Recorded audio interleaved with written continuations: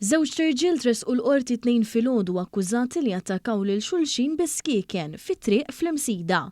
Iż-żewġ akkużati huma Bakkari Fatoboyang ta' 23 sena mill-Gambja u Kelvin Mallija ta' 18 sena mill-Imsida stess.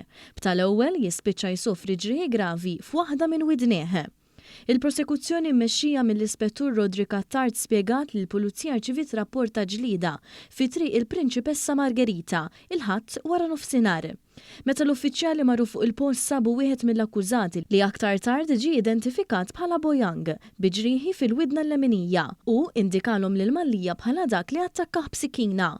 Aktar tard ġie mifhum li l-ġlieda allegatament bdiet meta l-irġiel ħabtu spallejhom ma' xulxin waqt li kienu mexjin f'direzzjonijiet opposti.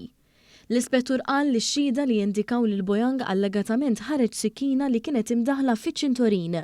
Kien Boyang li tressaq l-ewwel il-qorti u ġie mixli li kkaġuna ġrieħi ħfief lil Mallija u li jeddu. Waqt li wieġeb mhux ħati għall-akkużi miġjuba kontrih u qal li jinsab f'Malta għal vaganza u qed jgħix ma' ħabib tiegħu. Il-qorti preżeduta mill-Maġistrat Estrid Mejgrima żammet lil Boyang arrestat. Sa dan it-tant Mallija li jaħdem bħala delivery man kien mixli li kkaġuna wkoll ġrieħi gravi lil Boyang u li kellu fil-possess tiegħu sikkina fil-pubbliku. U wieġeb mhux ħati u nħeles mill-arrest fuq depożitu ta' 1000 euro u garanzija personali ta' 10,000 euro.